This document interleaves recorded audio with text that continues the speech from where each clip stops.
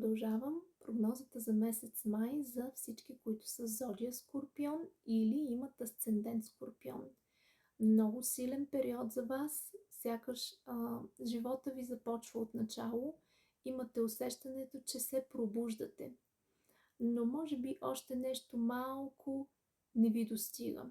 В любовен план, Скорпиони, ще се чувствате като победители, може да имате някаква изненада, като цяло може да се появи и нов човек на хоризонта, но в любовта всичко изглежда наред.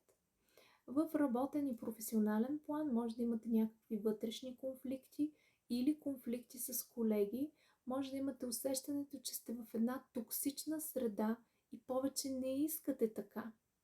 Но като цяло енергията е доста силна, вие ще усетите много силно и пълнолунието беше във вашия знак този месец, така че нека да видим Луната какво ще ви даде за вас, Скорпиони, този месец като послание.